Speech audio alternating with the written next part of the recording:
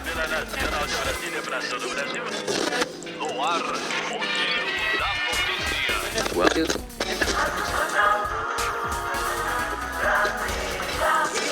Brasília Super Rádio FM. Em Brasília, 19 horas. A Voz do Brasil. No ar há 87 anos, é o programa de rádio mais antigo do Hemisfério Sul. O programa foi ao ar de segunda a sexta em rede nacional, pontualmente às 19 horas. A partir de 1961, tornou-se uma marca registrada de Brasília. No total, saí uma vez, depois voltei, mas no total eu tive 40 anos na Rádio Nacional. E fiz a Voz do Brasil 20 anos. Porque eu era locutor da Voz do Brasil antes dela ser da Nacional. Ela era, Diógenes, da Agência Nacional, né? Veio do Rio de Janeiro. Agência Nacional, A Hora do Brasil. E na Voz do Brasil, naquela época, tinha uma coisa que eu gostava muito, que era aviso aos navegantes. Aí entrava uma vinheta, uma trilha, né? Aí subia a Ministério da Marinha, subia de novo. Então a gente avisava os navegantes. Alfa, Bravo, sabe aqueles nomes, né? Avisos aos navegantes. Número internacional G0607,4 apagado temporariamente. Nossa história começa em 1957, quando o radialista Carlos Menezes Sena, que mais tarde se tornaria diretor de programas na Rádio Nacional, criou o primeiro sistema de som na antiga Cidade Livre e popularmente ganhou a fama de ser a primeira rádio de Brasília, a Voz de Brasília, com sede na Avenida Central, número 820.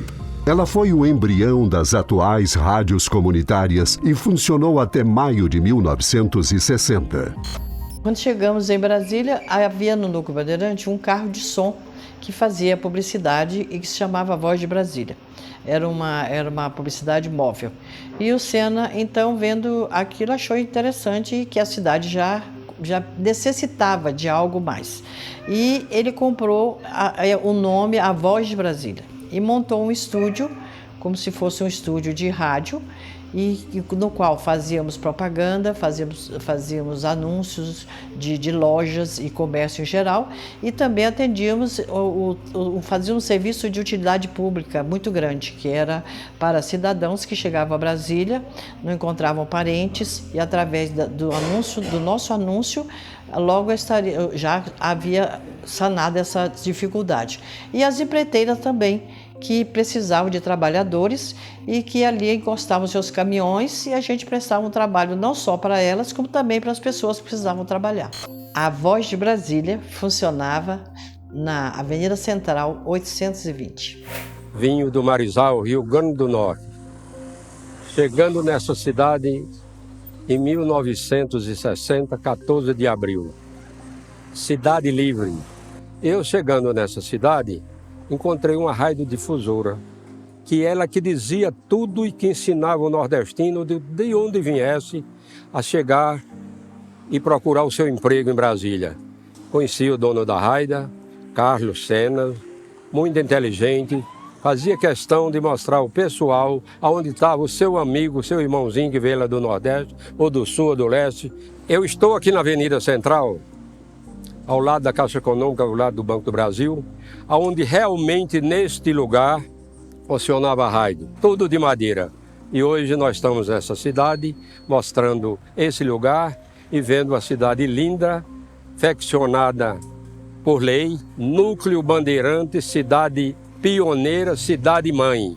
O que eu gostava naquela época era um sistema de alto-falante que tocava música o dia inteiro.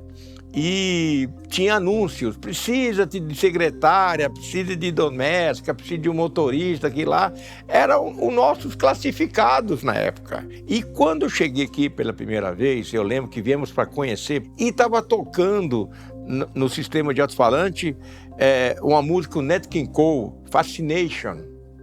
Rapaz, foi um momento muito especial. Eu falei, bom lugar para morar.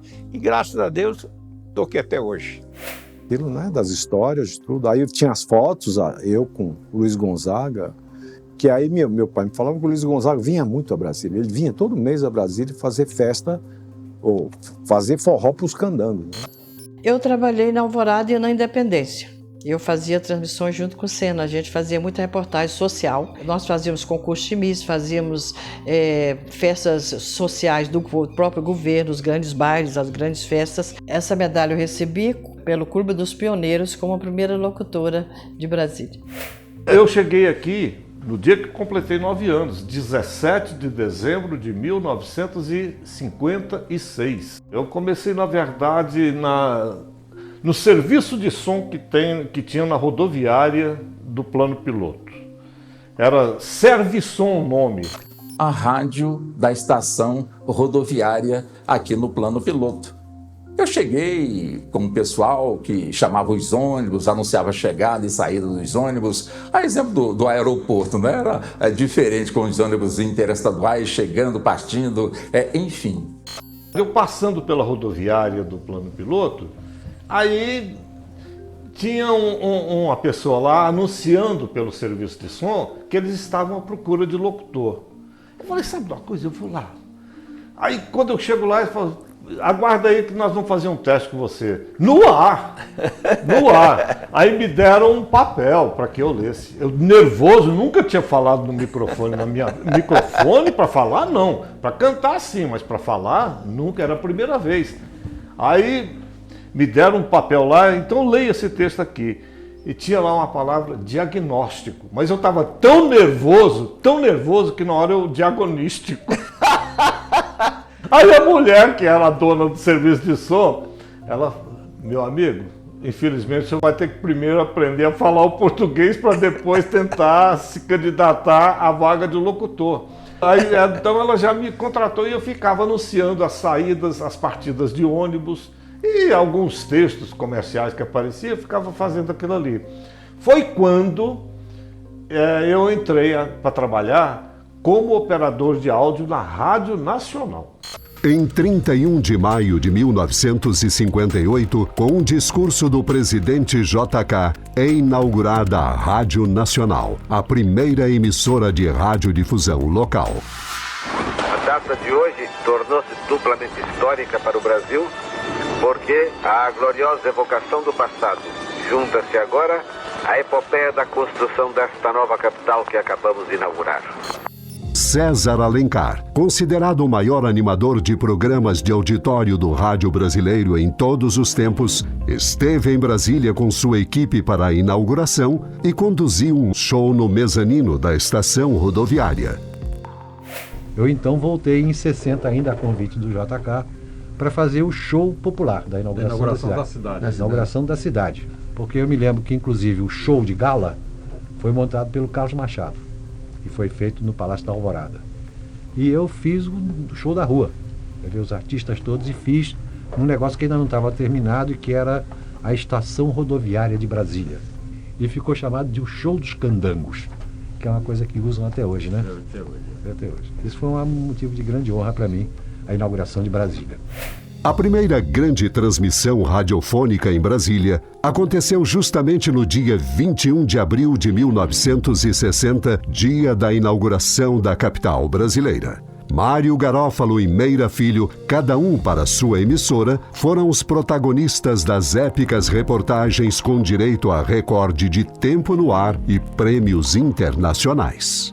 Em contraponto à Rádio Nacional, surgia em 8 de dezembro de 1962 a Rádio Alvorada, com um estilo mais popular à época. E a Rádio Alvorada era a primeira emissora popular de Brasília que passou a dominar a maioria do público de Brasília, porque ela era bastante popular, com tudo aquilo que chamava a atenção do povo. Programa infantil, programas sertanejos, programas populares e também programas informativos. A emissora chegou a registrar incríveis 70% de audiência e ganhou a alcunha de a queridinha da cidade. No embalo da cidade que dava seus primeiros passos, chega também a Rádio Planalto, fundada pelos Diários Associados em 9 de setembro de 1963, com seu slogan "No Coração de Brasília". Mais tarde, na década de 1980, ela se tornaria uma potência da comunicação. Completando o ciclo das 4 primeiras rádios AM da cidade, a Rádio Independência recebe sua outorga em 22 de abril de 1966, tornando-se mais tarde Rádio Capital e depois vindo a fazer parte do Sistema Globo de Rádio. Eu gostava muito de identificar em cada uma aquela diversidade, né, dos nossos colegas com a sua forma de se comunicar.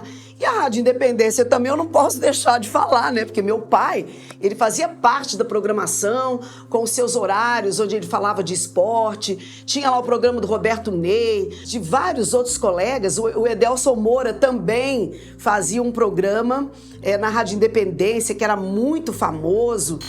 Eu cheguei no rádio aqui em 1975. 75 tinha o quê? Rádio Independência, Rádio Alvorada, Rádio Planalto. Naquele tempo era telefone mesmo, o telefone convencional que a gente colocava no ar. Alô, Dona Maria, tudo bem? Você tá onde? Ah, tô em Sobradinho. Aí tinha uma vinhetinha que entrava, Satélite Show, Ceilândia. Nós chamava as cidades, né? Então, quando o cara ligava, a gente interagia, botava um para falar com o outro. E você tá onde? Eu tô em Sobradinho. Fale com o Antônio aí, ele quer ouvir você. Então, o que hoje... O que falta, eu sinto falta disso no rádio. Essa questão de você trazer o ouvinte, né, para poder falar. Você não escuta mais isso nos rádios atuais, nas emissoras atuais, pelo menos as poucas emissoras de Brasília que eu escuto de vez em quando, não tenho assim muito tempo, mas quando eu escuto eu sinto um deserto, né, um vazio. Em 1984, eu entrei na Rádio Planalto, que era a emissora de maior audiência aqui da região do Planalto. E aqui naquele tempo tinha a Rádio Independência, tinha a Rádio Alvorada, tinha a Rádio Globo AM, depois da Alvorada passou para a Globo AM, mas a Rádio Planalto tinha uma verdadeira seleção.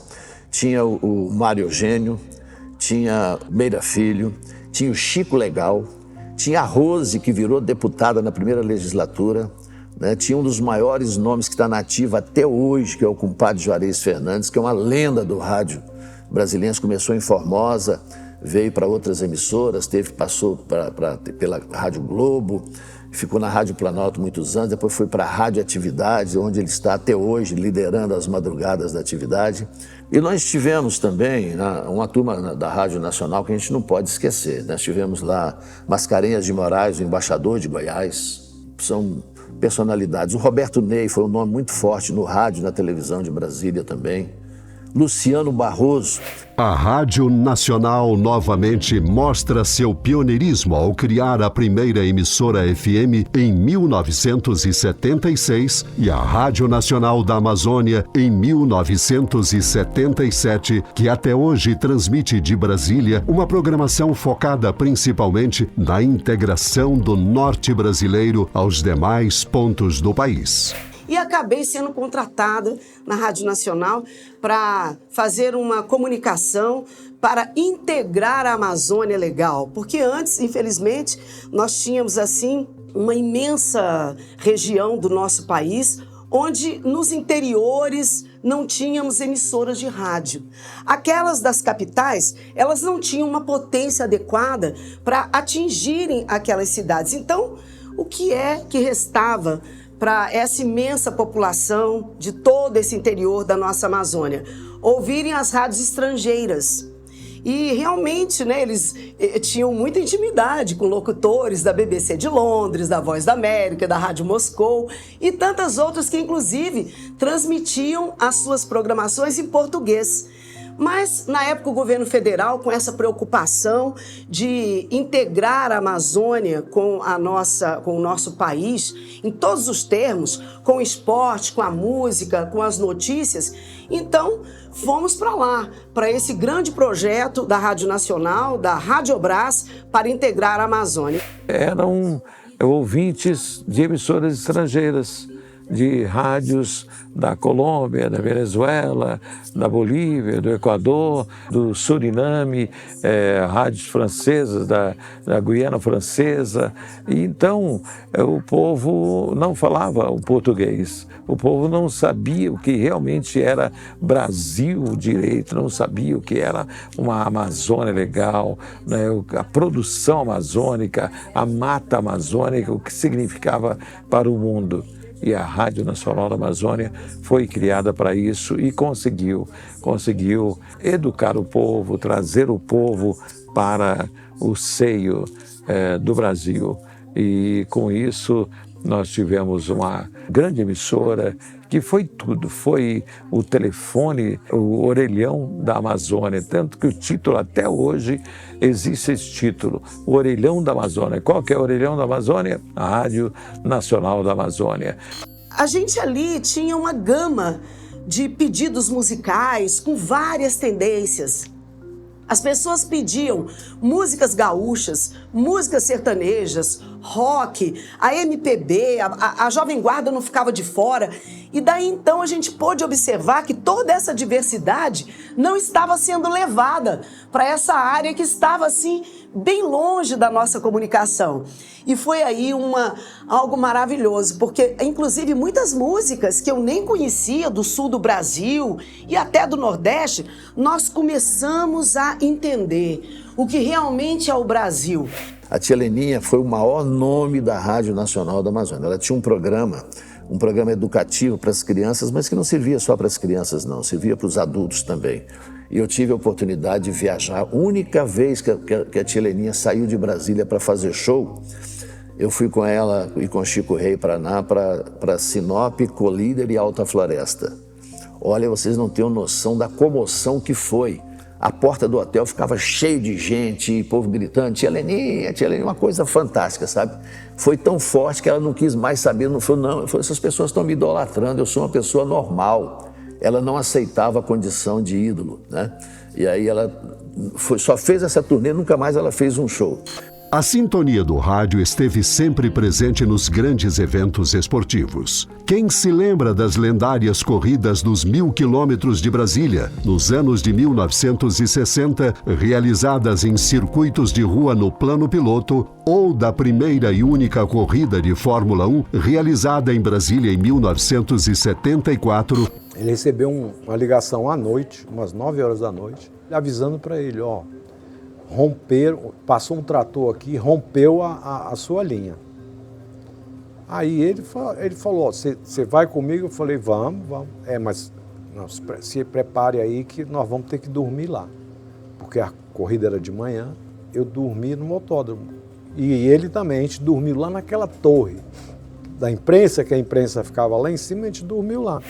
Quando teve a primeira corrida de automóvel, inauguração de Brasília, 21 de abril de 60, estava com meu pai, segurando na mão do meu pai, o presidente Juscelino Kubitschek do lado do meu pai, o ministro Gerald Stalin do lado do presidente e o senhor Ramon Bugenholz ao lado lá, que foi o homem que inventou o automobilismo no Brasil.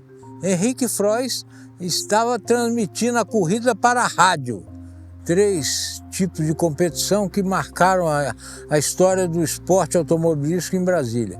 1000 quilômetros, no começo era na pista que passava em frente ao Hotel Nacional. 12 horas era no circuito da torre de televisão. E 1000 milhas era no mesmo circuito da torre de televisão, que era uma prova longa, né? Acompanhei, participei de algumas. Estava sempre nos boxes querendo correr, pilotar. Meu sonho era esse. As ondas do rádio contaram as jogadas do Rei Pelé no antigo Pelezão. Mais tarde, ajudaram a propagar o sucesso do saudoso time do CEUB, do Gama, Brasília, Brasiliense e outros mais no Brasileirão. Pela primeira vez, o futebol de Brasília teve muito espaço nas rádios, tanto que você vê naquele jornal, são 2 páginas com a foto de todas as pessoas da equipe. Por quê? o CEUB começou a se destacar muito no Campeonato Brasileiro. Acho que foram 3 anos seguidos. O fato não pede passagem. Ele manda sair da frente. A verdade tem que ser dita. O povo precisa saber. O pessoal me pediu que eu elaborasse um projeto de um programa de rádio de 30 minutos que entrasse pela manhã na Rádio Alvorada. E assim eu fiz. E criei, então, o programa Na Polícia nas Ruas. Criei a trilha, criei os blocos, criei também como seria o formato deste programa, que foi aprovado na hora. Então comecei a desenvolver o programa Na Polícia nas Ruas, que quando terminava pela manhã, a gente já terminava chamando os Cobras da Notícia, programa que começava às 10, que eu também integrava o programa Os Cobras da Notícia como Cobra Vigilante. Quando surgiu também um grande concorrente, porque a Rádio Planalto viu que estava dançando no Ibope, o que o pessoal fez? Trouxe o Mário Eugênio. Falou, Mário Eugênio, você vai entrar no mesmo horário que entra o Na Polícia nas Ruas, para a gente tentar brecar, porque o nosso Ibope aqui está despencando. E o Mário Eugênio veio com aquela pegada dele, com aquela força dele, com aquela garra dele, e acabou me engolindo. Palavra daquele que o povo gosta e confia. Mário Eugênio, o Gogó da 7. Pelas frequências do rádio também passaram inúmeros casos que comoveram a população, como o da menina Ana Lídia, da professora Ana Elizabeth, do índio Galdino, inclusive o assassinato do próprio repórter policial Mário Eugênio. Até que chegou um determinado período, já uns 8 anos, assim, o Mário encontrou comigo e a gente conversava bastante. O Mário tinha assim, um respeito, um carinho muito grande por mim, e eu também por ele, nos respeitávamos, éramos bastante assim, camaradas um com o outro, até que em 84, quando mataram o Mário, 85, aquele trabalho todo, né, sendo feito em termos de investigação, né? Lembro perfeitamente do Renato Riela, né? Riela compondo também a equipe que de alguma forma trabalhava no sentido de esclarecer quem matou Mário Eugênio. Perseguia e ameaçava até que levou chumbo quente no peito. Aqui a notícia é do tamanho da verdade, doa a quem doer. E não adianta ameaçar, porque na trilha dos acontecimentos, Gogó da 7 segue seu caminho sem medo. Eu fui a segunda pessoa a chegar na porta da Rádio Planalto, do prédio da Rádio Planalto, e ver o Mário morto. Ele estava deitado, com as mãos para cima e para frente, levou um tiro na nuca. O ML, a polícia ainda não tinha chegado lá. Porque eu fui chamado pelo BIP, certo? Eu estava em casa e a BIP tocou, só vem aqui que mataram o Mário. Eu não acreditei, porque o Mário gravava à noite o programa dele. E aquilo foi um choque danado. Choque, imaginem, senhores. Você ter um amigo, parceiro, que você encontrava todo dia no CPE, na Coordenação de Polícia Especializada, e nós tínhamos um café no CPE que encontrava ali eu, Mário Eugênio e Walter Lima. E a gente conversava sobre o que estava acontecendo. Eu passava informação para eles, eles passavam informação para mim e nós trocávamos figurinha. De volta aos anos 1960, vamos relembrar os programas de auditório da Rádio Nacional na 507 Sul e mais tarde no início da W3 Sul, que foram palco para Luiz Gonzaga, Inesita Barroso, Calbi Peixoto e tantos outros artistas famosos. O apresentador Fernando Augusto, na época apresentava um programa de auditório, um programa chamado, acho que era Calor de Brasília, parece que era ainda, e prêmios, né, de música, prêmio, cantores, calouros, né, e com aqueles prêmios das lojas que eles faziam as permutas, né, os candidatos ganhavam, aquela coisa muito interessante. Tinha 2 portões enormes naquele auditório que dava para a rua da Rádio Nacional, onde ninguém pagava ingresso. Então, Brasília não tinha quase nada de diversão, das coisas todas. Aquilo ali, para o pessoal de Brasília, das cidades satélites, né? Núcleo Bandeirante, Gama, Sobradinho, enfim, Todos iam para lá no sábado e domingo para se divertir, para ganhar prêmios, para cantar, ou para ser calouro, ou simplesmente para assistir. E aquilo era uma alegria da população de Brasília, já que não tinha quase mais nada além disso, né? E chegando aqui em Brasília em 77, eu conheci o Serginho, que criou o grupo de samba, Madureira Exporta Samba. Por bom tempo, nós fizemos a apresentação na Rádio Nacional no programa do Dimas, um programa de estúdio, um auditório pequeno, mas que era divulgado ao vivo, era um programa ao vivo. Por ondas curtas, médias ou frequência modulada, o rádio cobriu a visita de autoridades e celebridades nacionais e internacionais, festas populares, encontros, shows, manifestações e tudo. Tudo saiu pela caixinha de som ou pelo fone de ouvido. A gente estava com o programa no ar, o Revista Brasil. Era cerca de 9 horas da manhã e de repente a gente sempre trabalhava e um monitor ligado numa estação de TV para a gente acompanhar, ver o que rolava de fora, para a gente também acrescentar dentro do rádio. E de repente a minha colega do lado, que ancorava também um programa comigo, a saudosa Andréa Tavares, ela percebeu que tinha um avião batido, chocado, num prédio nos Estados Unidos. Foi quando nós, então, desmanchamos toda a pauta que a gente tinha já preparado para o programa e caímos em cima dessa situação. Ou seja, nós conseguimos mobilizar o embaixador brasileiro lá nos Estados Unidos, lá em Nova York. Ele gentilmente aceitou ser o nosso repórter, porque nós não tínhamos correspondente lá. E a gente tinha que manter realmente o povo informado do que estava acontecendo. Eu estava dirigindo um carro quando um avião veio e chocou com a torre de Nova York. Eu tremi dentro do carro e ouvindo o locutor falando aquela coisa que abalou o mundo inteiro.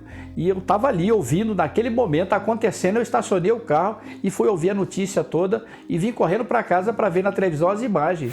Gente, participei do Revista Brasil com Walter Lima, cobri altos carnavais. E as condições? Era tudo muito precário, uma tecnologia antiga, mas que tudo funcionava.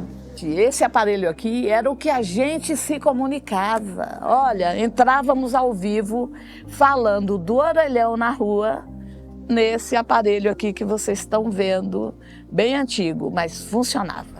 O programa O Giro da Notícia, mais conhecido como Os Cobras da Notícia, tornou-se um clássico por dar notícia, comentá-la e apontar soluções sempre de maneira lúdica e irreverente. O programa Os Cobras da Notícia é como se fosse o Jornal Nacional nos bons tempos. Quando o programa Os Cobras da Notícia, na realidade, era o Giro da Notícia com os cobras, quando ele iniciava, portanto, no seu horário tradicional, às 10 horas, o Distrito Federal parava. Até a abertura do programa era diferente de todo e qualquer programa. Não somos melhores nem piores que ninguém. Somos apenas diferentes. Somos os Cobras da Notícia. Está no ar o programa Os Cobras da Notícia. Não somos melhores nem piores que ninguém. Somos apenas diferentes. Somos os Cobras da Notícia. E aí, qualquer que fosse a notícia, tinha que ter um final ou feliz ou infeliz, brincadeira, algum encerramento que chamava a atenção de todo mundo. E foi nessa que eu consegui chegar até a Rádio Alvorada, onde tinha um programa muito famoso e que era muito ouvido e que a cidade praticamente parava para poder ouvir realmente este programa. Um programa que tinha uma pegada diferente, ou seja, era notícia séria, mas de certa forma com anedota. Tinha sempre, na notícia mais séria que ela fosse, tinha sempre um riso. Não um riso de deboche, mas uma coisa interessante que chamava a atenção e prendia a atenção do ouvinte. A equipe ela era muito eficiente em entender os anseios da população. Criava realmente ali um diálogo entre os personagens, mas contando aquela reclamação que o povo chegou ali e contou. Ou era em Sobradinho, ou era em Taguatinga, ou era no Gama, ou era no Paranoá, ou era aqui no Plano Piloto. E no final sempre vinha a lapada, a cobrança em cima da autoridade que de alguma forma estava sendo cobrada. E surtia efeito. Tanto que o pessoal, principalmente a autoridade, os secretários de Estado dos governos da época, eles tinham pavor quando começavam os cobras da notícia. Nesse tempo, olha, foram muitas pessoas se tornaram amigas, assim, tão amigas de chamar a gente para ir à casa deles, ou para ir lá na loja, para ir na oficina, para dizer, olha, na hora do programa, 10 horas da manhã, eu fecho a oficina para poder ouvir, porque eu não quero um barulho, eu rio do começo ao fim do programa. O programa Ao Cair da Tarde, outro clássico do rádio brasiliense apresentado por João Marques, com textos inspirados de Paulo Neves, o Paulinho, ficou no ar por 18 anos. João Marques, por muito tempo, ele e Clemente Drago, Grande Drago, foram consideradas as vozes mais importantes de Brasília naquele tempo, para apresentador de noticiário e apresentador de programas românticos, como foi o João Marques no Ao Cair da Tarde. À noite nós tínhamos, de 10 à meia-noite, Clube dos Namorados. Era um tempo que o rádio era a comunicação de massas, porque telefone era difícil, né? A comunicação era mesmo através do rádio, para recados, para eu tenho 28 anos, sou branco, de 1,80 m de altura, a mesma coisa de uma mulher que dizia todas as características e que queria encontrar o homem da sua vida. Tudo isso era dito no Clube dos Namorados, tanto é que por muito tempo o programa não tinha condições de atender todo mundo. É um programa que era feito de segunda a sexta, tivemos que estender esse programa para o sábado, né, e até no domingo. No ano de 1980, surge a Rádio Jornal de Brasília FM e a Brasília Super Rádio FM. Esta em 30 de junho de 1980. Era a única emissora no mundo, com exceção apenas da Rádio do Vaticano, a ter sido inaugurada por um Papa. Seu fundador foi o emblemático jornalista e radialista Mário Garófalo. ZYC 483, Brasília Super Rádio FM, 89 MHz e 9 décimos. A diferença é a música. A Lúcia, ela era a alma da rádio, né? E o slogan que todos ouviam e que todos conheciam era: a diferença é a música. E todos brincavam no final: a diferença é a Lúcia. A rádio, na verdade, era o filho que ela não teve, então ela tinha dedicação total à rádio. E ela também era administradora da rádio e organizadora da rádio. O Mário, ele ficava mais com a parte de música, de programas culturais. A programação da rádio era composta por música erudita e clássicos nacionais, jazz, entre outros. O carro-chefe da emissora era o programa Um Piano ao Cair da Noite, transmitido ao vivo durante 36 anos ininterruptos, e o slogan da rádio era: a diferença é a música. Nas rádios, eu conheci a maior parte dos artistas que eu vinha me tornar fã mesmo, admirar muito, e comecei a comprar discos. E a rádio tinha esse poder, né, de fazer ouvir e depois querer pesquisar mais, né? Deixa eu ver quem é esse cara e tal. E a vida me trouxe uma oportunidade incrível, que foi poder depois estar no palco e nos estúdios com esses mesmos artistas, né? Que são artistas que naquela época, olha que diferença, isso é uma coisa que é bem importante. Como a rádio tocava artistas que eram artistas que faziam uma música perene, esses artistas 20, 30 anos depois continuam trabalhando e produzindo música boa. Diferente do que muitas vezes acontece hoje, da rádio tocar uma coisa que não tem vida longa. Então, você não vai tocar com aquele cara que você está ouvindo, porque ele não vai existir daqui a 20 anos. Então, a diferença da minha época foi muito essa, né? Então, por exemplo, eu adorava o João Bosco, eu ouvia João Bosco, pô, demais. Eu vinha ser o diretor musical do João Bosco, né? Fazer arranjos para o João Bosco, escrever para orquestra, escrever para banda, produzir disco do João Bosco, e toquei com o João Bosco há anos. Vários artistas daquela época que eu ouvia, né? Eu vinha a trabalhar, a vir fazer alguma coisa, ou gravar uma faixa, ou, né, como o caso do Milton Nascimento e do Lobo, pô, os caras que eu curtia. Eu falo que eu dei sorte, né? Mas o que é sorte? Sorte é quando uma oportunidade aparece e você está preparado. Então eu estava preparado, as oportunidades apareceram e eu tive essa sorte de poder tocar com esse povo todo, né? Eu fui apresentar um programa à noite, de 8 às 10 da noite, depois passei de manhã. E quando o programa foi para de manhã, foi um estouro de audiência e dominava as manhãs de Brasília. Passado algum tempo, eu fui para TV Nacional e para a Rádio Nacional. Aí já era o programa Cleiton Aguiar no rádio e o programa Ao Som da Viola na televisão. E aí, né, o programa explodiu de audiência, eu comecei a fazer shows por todo o Brasil e dei sequência à gravação dos discos. Foram 13 trabalhos em discos. Bom, essa música todo mundo já conhece, né? Quem nunca cantou, nunca dançou, nunca ouviu em algum lugar. Chorando se foi, quem um dia só me fez chorar. É Chorando se foi.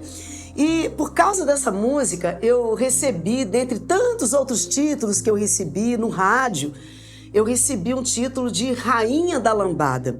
E eu recebi com muito amor, porque não fui eu que me auto-intitulei dessa forma. Esse título veio da vontade popular. E eu fico muito feliz por, dessa forma, com Chorando se foi, a lambada mais conhecida do planeta, poder ter colaborado para a nossa cultura popular, para a nossa música. É uma música que até hoje ela já tem 35 anos de gravada, mas ela continua sendo cantada em todas as festas, em todos os lugares e por vários lugares do planeta. Eu tocava na noite naqueles botecos todos lá de Brasília e tocava eu tinha um duo com a hoje Zélia Duncan, na época chamava Zélia Cristina, né? Nessa época, a rádio era um negócio extremamente importante na vida da gente.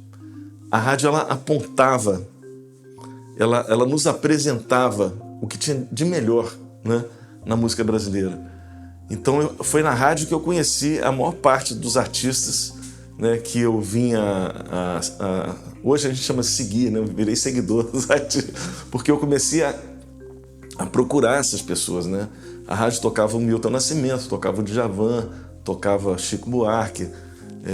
Eu ouvia muito a Rádio Nacional, que era a rádio que oferecia esse material. Então eu lembro que, até hoje, quando eu vou em Brasília, a primeira coisa que eu faço é sintonizar a Rádio Nacional no carro, se eu for de carro, né? Quando eu toquei com a Cássia, eu gravei os 2 primeiros discos dela e fiz a turnê de lançamento do 3º disco, que foi o disco onde ela, de fato, explodiu, né?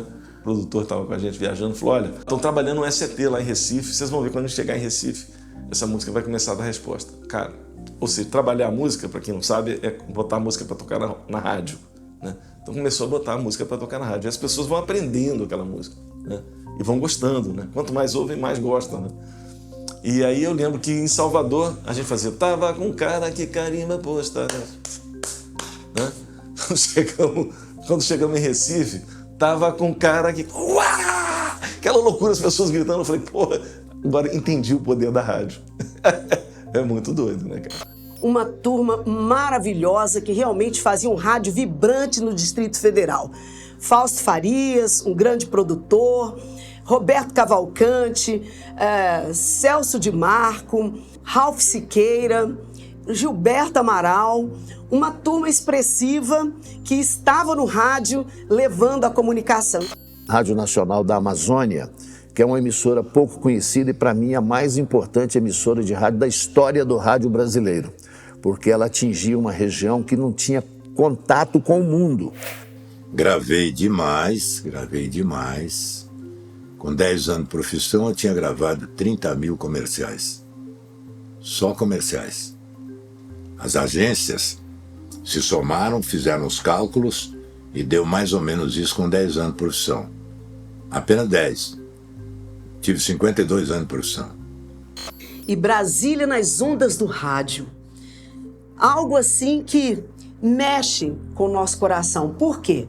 Porque Brasília, ela tem uma história muito forte desde sua inauguração. Aliás, até um pouco antes, quando pioneiros vieram de tantos lugares para fazer essa realidade, onde nos tornamos aqui filhos dessa capital. Nunca deixei de ter um rádio. Aonde eu viajo, eu levo um radinho para ouvir. Não tenho um momento de solidão na minha vida, porque eu tenho um rádio do lado. O rádio fazia o papel que a televisão faz hoje, né? Ou a internet faz hoje.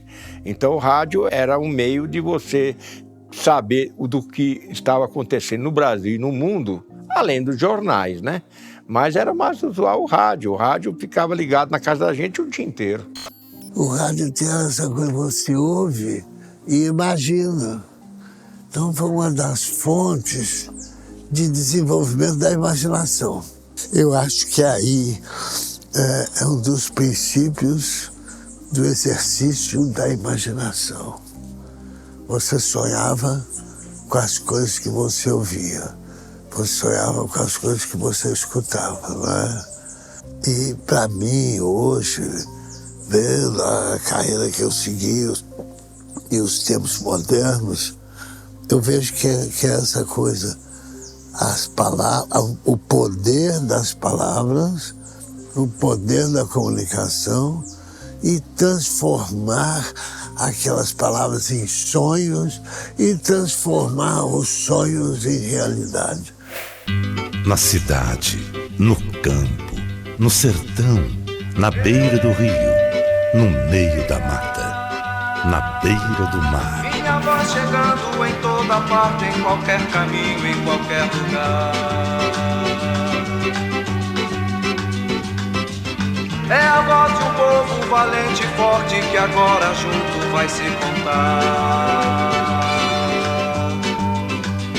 Minha voz canta a esperança, a certeza do meu país, do amanhã cada vez mais feliz. Minha voz não cala e quando ela fala, muitas histórias tem pra contar. É a voz do povo cantando junto e no mundo inteiro ela vai chegar.